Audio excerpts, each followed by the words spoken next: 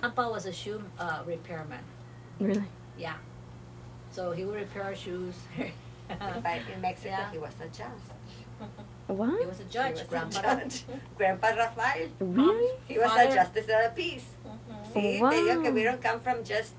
See, they had important occupations in Mexico, but due to this revolution, they had to cross over, become nobody down here. Right. They gave up everything they had. They were rich. From a hacienda to nothing. Nothing. From having maids weigh on you. Uh-huh. They had like a room full of gold that they had to just churn so you wouldn't get stuck. And they had to leave. Mhm. They left everything. So How bad was it in Mexico? It was bad. That.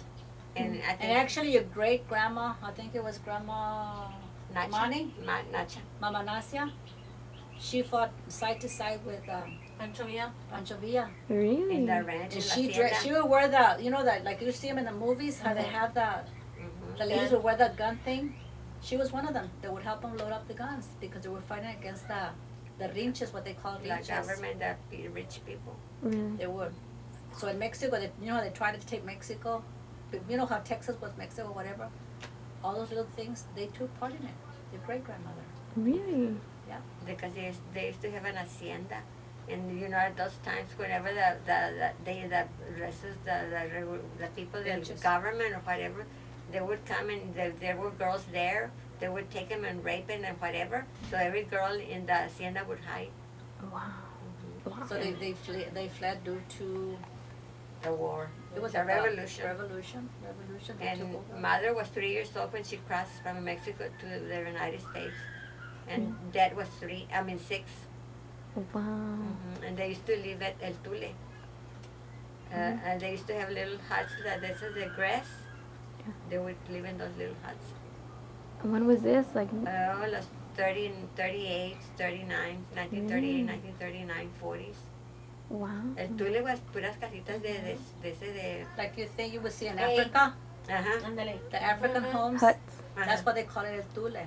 It was there. All of them were those casitas. All of them were made of tule. All of them. There Like- weren't houses like this. Like mud huts, is mija? Like mud, like you would see in Mexico, the hot mud. And So they would make it with mud and a little bit of that Like adobe? grass type thing. So Uh-huh. it was, the thing was you didn't have a floor. It was the dirt. It was on dirt. the ground. el techo was made of that Paja. paja. There's Yeah. Wow. Other part, Daddy worked with that program from since they started until the end, until they couldn't cross anymore. Little camps. There were at no, I think it was north of Edinburgh, and they were all lumber like barracas where the bracero used to live, and Dad would go pick them up every morning so he could take them to pick oranges or pick tomato or Whatever was in or season. carrots, whatever vegetable was in season. He could go pick them up, and then take them back, and then on Saturday he would pay him. Sometimes he would take him to the groceries, and yeah, because he treated them like family. yes, he That's did. one thing he was, and everybody wanted to work for him because he would treat them like family. That don't touch you. He would have a little pickup, and he had a little pickup full of them in the bag, and he used to take them to the Valley store down here on 107, Uh-huh. where the rental place is right there. Little Lulu's used to be. Yeah. What right there? They used to. And they all had accounts in those days. They gave you a charge account, so you could pay your groceries for the week, and you could go pay on Saturdays your groceries. Okay. No, but I went to up north when we were babies. I was born maybe a year or two, and Dad took us, took mother and everybody to go pick cotton, and they used to go to Lubbock, Wasacachis, I don't know what, le decían bocas cachas, pero así que eran Wasacachis. Waxahachis. So they went to those places, and mother said that there were the ranch owners. Uh-huh. They would kick out the cows from the place where the cows are, como se llama? The The- pasture. Uh-huh. The barns, probably. It was like a something like a. Stalls? It was like a Stalls. It was fence and then just Like a barn almost? something like Not in a that. barn, it was just outside, no? Uh-huh, It had like a just little outside. shack over it. Uh-huh. And they would put the workers there.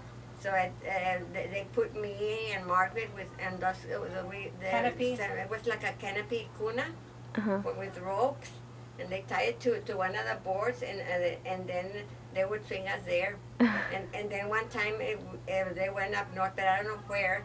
They didn't have a place for to sleep, so they slept on they parked the truck on the edge of the road. Yeah, we slept there. And then when they used to go eat a los restaurantes, they would let you go into the main place. I mean, the main area of the restaurant. They would put you in the kitchen where they would sell stuff, food to you, and you had to go out and eat to your truck or whatever. Really? Yeah. Wow. And it was real bad. What about the fields? Like, how are the conditions there? It was bad because they didn't have restrooms, they didn't have water. You had to carry your own water. This bathroom, you had to go in the wilderness. Just there?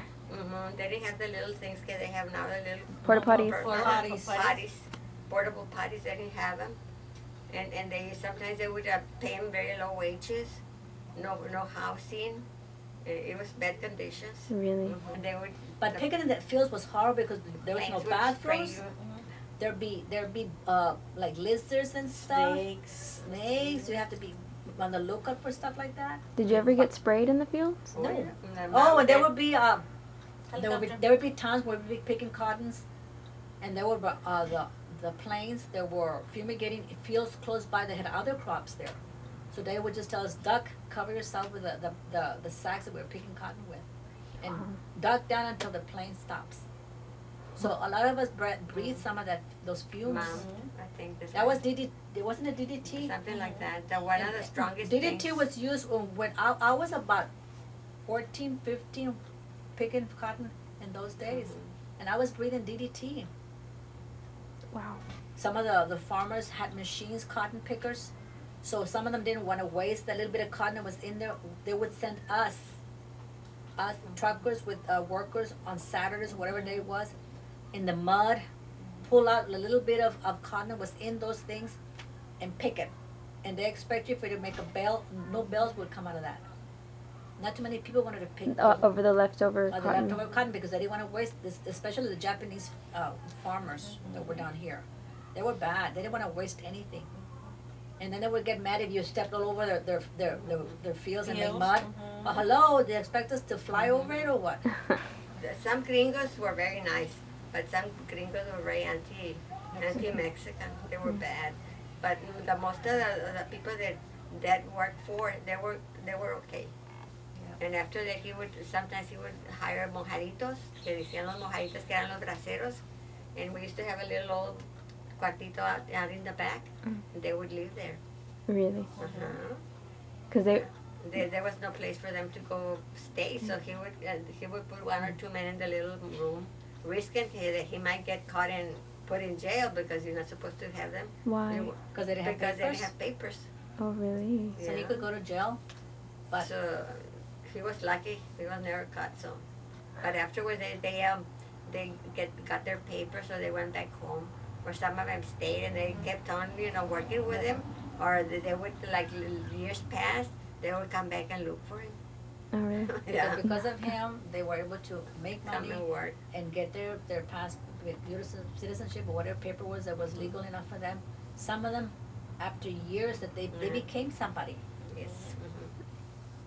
And they came back and said, Dad, for his kindness, Peter Rosales.